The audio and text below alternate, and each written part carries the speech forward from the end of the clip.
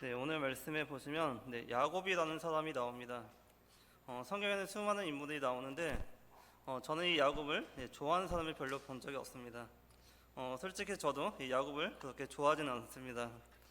특히 이름부터가 마음에 들지 않습니다. 야곱이란 이름의 뜻이 무엇이죠? 남의 발꿈치를 잡았다는 뜻입니다. 그는 그의 이름처럼 실제로 남을 속이는 인생을 살아왔습니다. 형을 속였고 또 아버지를 속였고 외삼촌을 속였습니다. 그래서 그런지 몰라도 대부분의 사람들은 이 야곱을 그렇게 좋아하지는 않습니다.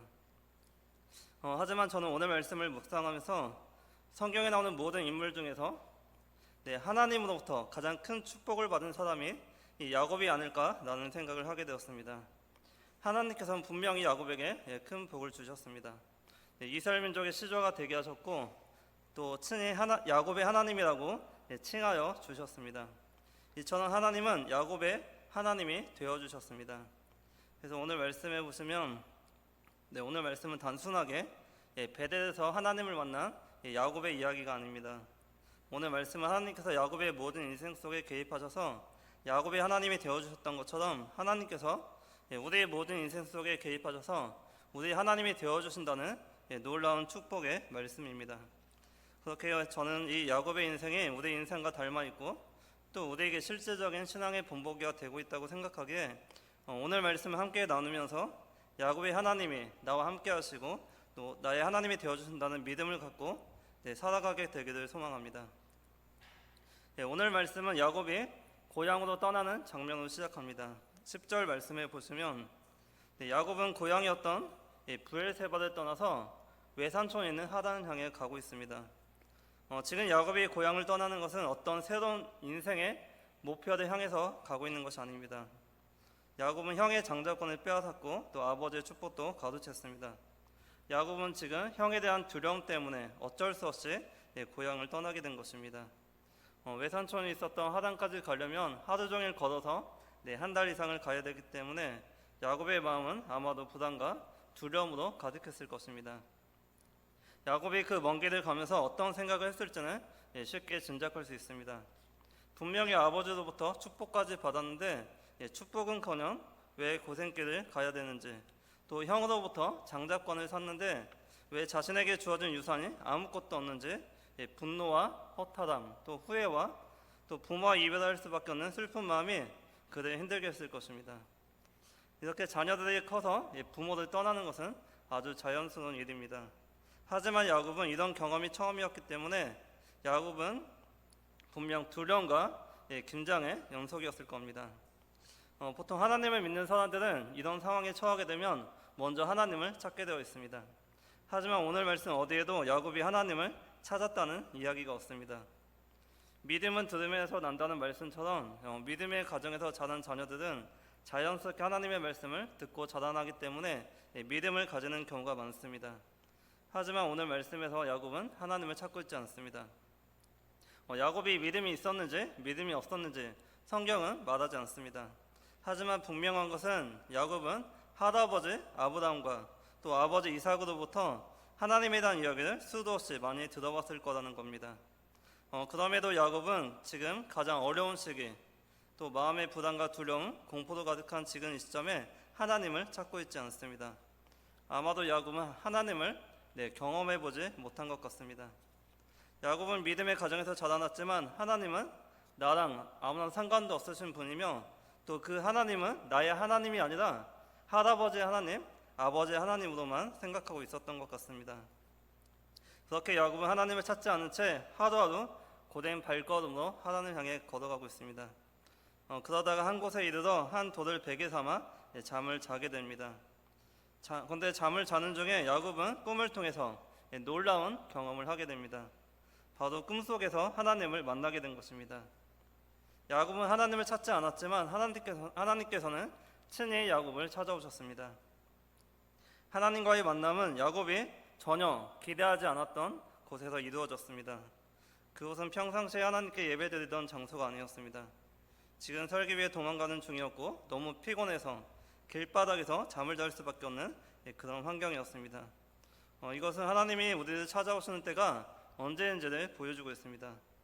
이렇게 하나님께서는 우리가 힘들고 어려울 때 찾아오십니다. 그리고 우리를 위로해 주시며 또 함께해 주시고 절망을 희망으로 바꾸어 주십니다. 야곱은 한평생 살아오면서 하나님에 대해서는 누구보다 많이 들어봤을 것입니다. 하지만 하나님을 경험해 본 적이 없는 그런 사람이었습니다. 야곱은 하나님이 결코 현실 속에 존재하지 않는다고 생각했습니다. 그래서 지금까지 자기 생각대로 또 자기 욕망대로 살아왔습니다. 하나님이 없는 사람들처럼 행동했습니다. 하지만 하나님을 만난 이후 지금까지 가지고 있었던 자신의 생각이 틀렸다는 것을 알게 되었습니다. 오늘 말씀 12절 말씀해 보시면 꿈에 본즉 사닥다리가 땅 위에 서 있는데 그 꼭대기에 하늘에 닿았고 또 본즉 하나님의 사자들이 그 위에서 오르락 내리락 하고 야곱이 하나님을 만나기 전 야곱에게 있어서 하늘은 하늘이었고 땅은 땅이었습니다. 또 하나님은 하나님이었고 또 현실은 현실이었습니다. 하지만 이제는 달라졌습니다. 야곱은 꿈속에서 사닥다리가 하늘과 땅에 맞닿는 놀라운 환상을 보게 됩니다. 바로 하나님이 내가 살고 있는 현실 속으로 들어온 것입니다. 이제 야곱이 발붙여 사는 이 땅은 하나님과 관계가 없는 장소가 아니라 하나님이 현존하시는 장소가 된 것입니다. 여러분들은 어떠신가요? 지금 내가 살고 있는 이 땅에 하나님과 아무런 상관도 없는 곳이라고 생각하시나요? 또 아무리 기도해도 기도가 응답되지 않고 또 아무리 말씀대로 살아도 복을 받지 못하고 그래서 하나님을 향한 믿음이 약해지고 또 열정이 식어지고 결국 하나님을 떠나는 하나님을 믿지 못하는 그런 상황이 있지는 않으신가요? 하나님이 계시긴 계신데 나랑 아무런 상관도 없는 것 같고 또 내가 사는 이 현실과는 거리가 멀다고 생각하시나요? 야곱도 처음엔 그렇게 생각했습니다. 하지만 하나님께서 그 생각을 바꾸어 주셨습니다. 하나님께서 부담과 두려움에 사로잡힌 야곱에게 찾아오셔서 하나님이 살아계시고 야곱과 함께 계심을 보여주셨습니다. 이처럼 하나님은 우리의 현실을 외면하지 않으십니다. 하나님은 하늘에만 계신 것이 아니라 이 땅에 우리와 함께 계십니다. 우리와 함께 하시는 하나님, 또 우리의 고통과 아픔에 함께 하시고 또 우리에게 복을 주시고 우리의 하나님이 되어주십니다. 오늘 말씀해 보시면 하나님께서는 야곱에게 세 가지 복을 주시겠다고 약속하셨습니다. 13절, 14절 말씀해 보시면 또 본즉 여호와께서 그 위에 서서 이르시되 나는 여호와니 너의 조부 아브라함의 하나님이요 이삭의 하나님이다. 내가 누워있는 땅을 내가 너와 내 자손에게 주리니 내 자손이 땅에 티끌같이 되어 네가 서쪽과 동쪽과 북쪽과 남쪽으로 퍼져 나갈지며 땅의 모든 족속이 너와 내 자손으로 말미암아 복을 받으리라. 하나님은 야곱을 만나주셨지만 그것으로 끝나지 않으셨습니다. 그의 할아버지 아브라함처럼 또 그의 아버지 이삭처럼 땅의 복과 자손의 복을 주시겠다고 약속하셨습니다. 그런데 놀라운 것은 이 야곱에게 한 가지 복을 더 주시겠다고 약속하십니다. 15절 말씀해 보시면 내가 너와 함께 있어 네가 어디로 가든지 너를 지키며 너를 이끌어 이 땅으로 돌아오게 할지라. 내가 내게 허락한 것을 다 이루기까지 너를 떠나지 아니하리라 하신지라. 내가 너와 함께 하리라. 물론 하나님께서는 아브람과도 함께 하셨고 또 이삭과도 함께 해주셨습니다. 하지만 이 약속은 특별히 야곱에게 주어졌습니다.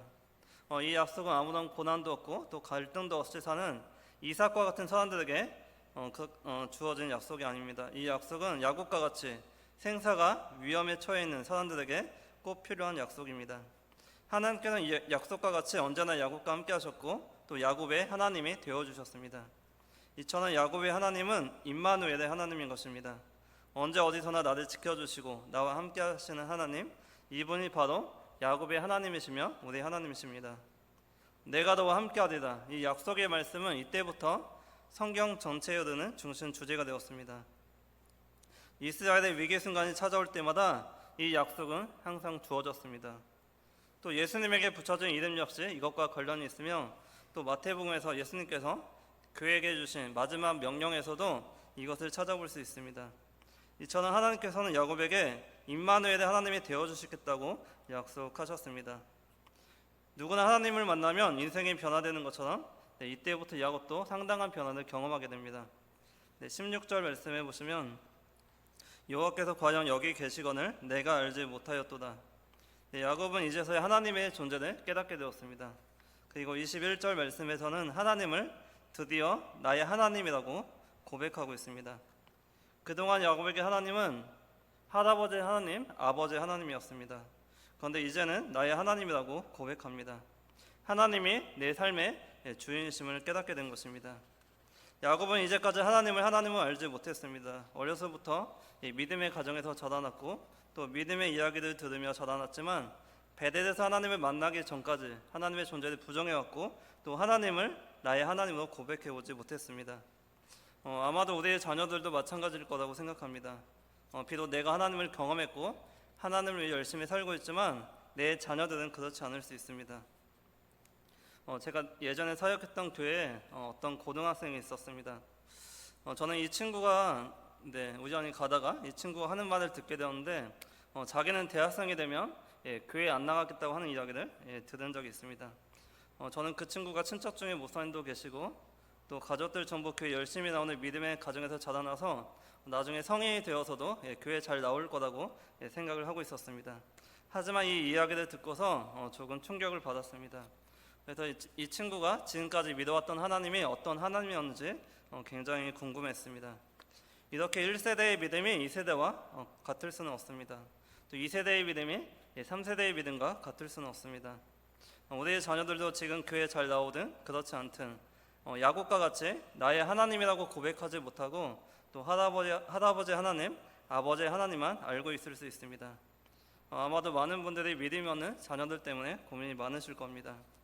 하지만 오늘 말씀에 하나님을 만나 나의 하나님이라고 고백했던 야곱처럼 우리의 자녀들도 모두 하나님을 만나서 나의 하나님으로 고백할 수 있기를 축복합니다. 나와 함께 하시고 또 나의 길을 인도하시는 임마누엘 되시는 야곱의 하나님을 경험하게 될 때 그들의 인생에 새로운 전환기를 맞이하게 될 것입니다. 야곱은 하나님을 만난 후 인생의 새로운 전환기를 맞이했습니다. 그의 변화들은 정말로 놀라운 것이었습니다. 16절 말씀부터는 야곱의 변화된 모습들을 보여주고 있습니다. 우리가 여기서 한 가지 기억해야 될 것은 야곱은 하나님을 만나 변화되었지만 그의 현재 상황은 하나님을 만나기 전이나 만난 후나 그렇게 달라지지 않았다는 것입니다. 그는 여전히 형을 피해 도망가는 중이었고 그는 여정 가운데 두려움과 외로움이 여전히 존재하고 있었습니다. 하지만 그는 지금 자신이 처한 상황을 다르게 바라보고 있습니다. 하나님을 만난 후 그는 세상을 바라보는 시각이 바뀌었습니다. 이것이 바로 하나님을 만난 사람과 만나지 못한 사람의 차이점이라 할 수 있습니다. 17절 말씀해 보시면 이에 두려워하여 이르되 두렵도다 이곳이여 이곳은 다름 아닌 하나님의 집이요 이는 하늘의 문이도다 하고 야곱이 잠을 잔 곳은 어디였나요? 아무 장소 중에 하나였습니다. 19절 말씀해 보니까 이곳의 원래 이름은 루스입니다. 그런데 야곱은 이곳을 베델이라고 불렀습니다. 베델은 하나님의 집이라는 뜻입니다. 그러니까 야곱은 하나님을 만난 후 그곳을 하나님의 집이라고 부른 것입니다. 야곱이 잠을 잔 곳은 굉장히 평범한 한 장소였습니다. 하지만 야곱은 하나님을 만난 후 그곳이 평범한 장소가 아니라 하나님이 거하시는 하나님의 집이라는 것을 깨닫게 되었습니다. 또 18절 말씀해 보시면 야곱이 아침에 일찍 일어나 베개로 삼았던 돌을 가져다가 기둥으로 세우고 그 위에 기름을 붓고 야곱이 베개로 삼았던 돌은 어떤 돌이었습니까? 주위에 널리고 널린 평범한 돌이었습니다. 하지만 야곱은 하나님을 만난 후 그 돌을 하나님께 경배드리는 거룩한 도구로 사용했습니다. 이처럼 야곱이 베개에 삼았던 돌에 기름을 붓고 또 하나님과 만났던 장소를 거룩한 하나님의 전으로 여겼다는 것은 우리에게 놀라운 교훈을 주고 있습니다. 우리 인생에서 아무런 의미도 없는 물건과 장소가 하나님으로 인해서 그 의미가 바뀌게 된다는 것입니다. 하나님을 만나면 우리가 가지고 있는 세상에 대한 시각이 바뀌는 것입니다. 우리가 가지고 있는 지식이나 재능, 물질, 마음이 하나님의 영광을 위한 도구로 바뀌게 되고 또 우리가 구하는 모든 것이 거룩한 장소, 즉 성전이 되는 것입니다. 예를 들어서 우리가 보는 성경책은 그냥 종이책에 불과합니다. 하지만 하나님의 거룩한 말씀이 들어있기 때문에 이 성경책은 거룩한 책이 되는 것입니다. 또 교회 안에 있는 강대상이나 의자, 또 십자가 이런 것들은 그냥 나무 판때기에 불과합니다. 하지만 하나님의 거룩한 영이 함께하는 물건이기 때문에 거룩한 물건이 되는 것입니다. 또 우리가 다니는 또 직장이나 또 교회, 또 가정은 단순한 건물에 불과합니다. 하지만 하나님이 함께하는 곳이면 그곳은 모두 거룩한 장소가 되는 것입니다. 만약에 교회에 하나님이 안 계시다면 그곳은 거룩한 장소가 아니라 그냥 단순한 건물에 불과할 것입니다. 야곱은 하나님을 만난 후 하나님이 지금 여기에 나와 함께 하신다는 사실을 깨닫게 되었습니다. 이처럼 하나님은 우리가 어디에 있든 우리와 함께 하십니다. 중요한 것은 내가 어디에 있든지 하나님이 계신 곳이 곧 하나님의 집임을 기억하며 항상 초점을 하나님께 맞춰야 한다는 것입니다. 야곱은 너무나 피곤해서 잠을 청했던 그곳이 바로 하나님의 집임을 깨달았습니다. 그리고 하나님께서 언제 어디서나 자신을 지키시고 돌보신다는 것을 알게 되었고 그 하나님을 나의 하나님으로 고백하며 내 삶의 주인 되심을 인정했습니다. 그것을 보여주고 있는 말씀이 바로 20절부터 22절 말씀에 나오는 야곱의 서원 기도입니다. 야곱은 그 이전까지 자신만을 생각하며 살아왔습니다. 하나님이 없는 삶을 살았습니다. 자신이 얻은 모든 것은 노력의 결과라고 생각했고 다른 사람보다 더 높아지려는 욕망이 있었습니다. 그런데 하나님을 만난 후 야곱은 하나님이 살아계시고 나와 함께 계심을 알게 되었고 자신의 모든 것이 하나님으로부터 왔음을 고백하며 그것의 10분의 1을 하나님께 바치겠다고 서원합니다. 이렇게 야곱의 생각과 행동이 너무나도 달라졌습니다. 또 22절 말씀해 보시면 내가 기둥으로 세운 이 돌이 하나님의 집이 될 것이요 하나님께서 내게 주신 모든 것에서 10분의 1을 내가 반드시 하나님께 드리겠나이다 하였더라. 이것은 야곱의 신앙 고백입니다. 나의 모든 것이 하나님의 것이고 하나님부터 왔음을 고백하고 있습니다. 이제 야곱은 땅의 것을 바라보는 땅의 사람이 아니라 하나님을 바라보는 하늘의 사람이 되었습니다. 하나님을 만난 사람은 야곱과 같은 사람입니다. 땅의 것을 바라보지 않습니다. 또 나의 뜻을 추구하지 않습니다. 하지만 하나님을 모르는 사람들은 땅의 것을 바라보고 나의 뜻대로 살아갑니다. 나의 유익을 위해 살아가고 또 나의 명예를 위해 살아갑니다. 그런 사람들은 인생의 고난과 절망이 찾아왔을 때 넘어질 수밖에 없습니다. 불공평하고 또 불의가 넘치는 세상을 보면서 좌절하고 넘어질 수밖에 없습니다. 왜냐하면 하나님을 알지 못하는 사람들은 세상을 뒤틀린 시각으로 바라보기 때문입니다.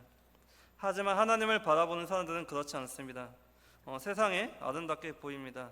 여전히 세상은 불공평하지만 그것 때문에 넘어지거나 좌절하지 않습니다. 희망을 갖고 살아갑니다. 왜냐하면 하나님이 우리와 함께 하시고 또 우리를 돌보신다는 것을 믿기 때문입니다. 오늘 말씀을 정리하겠습니다. 오늘 말씀은 일명 베델 언약 사건이라고 불립니다. 이 사건은 야곱에게 있어서 큰 의미가 있습니다. 야곱은 그동안 믿음의 가정에서 자라났지만 하나님을 경험하지 못했습니다.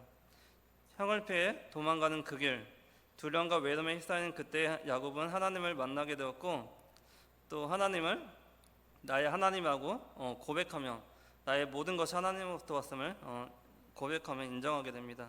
이렇게 야곱은 놀라운 경험을 하게 됩니다. 야곱에게 베델 언약 사건은 인생의 터닝 포인트였습니다. 이 베델 언약 사건은 야곱에게 뿐만 아니라 우리에게도 큰 의미가 있습니다. 이제까지 내가 믿고 있었던 하나님이 할아버지 하나님은 아니었는지 또 아버지 하나님은 아니었는지 되돌아볼 수 있어야 합니다. 여기 보니 우리 모든 성도님들도 야곱처럼 나 자신의 하나님을 만나시기를 소망합니다. 하나님을 만나더라도 우리가 처한 환경은 변하지 않겠지만 또 세상에 대한 우리의 뒤틀린 시각은 새롭게 변화가 될 것입니다. 또한 내가 너와 함께하리라 이 임마누엘 하나님을 나의 하나님으로 고백하시길 바랍니다. 그러면 나의 모든 삶의 터전이 예배의 장소가 될 것입니다. 또 내가 가진 모든 것이 하나님의 영광을 위한 수단이 될 것이고 또 내가 서 있는 모든 곳이 하나님이 거하시는 거룩한 장소가 될 것입니다. 언제 어디서나 우리 함께 하시는 하나님과 동행함으로 야곱과 같이 큰 축복을 누리시는 우리 태인교회 모든 성도님들 되시기를 간절히 축원합니다.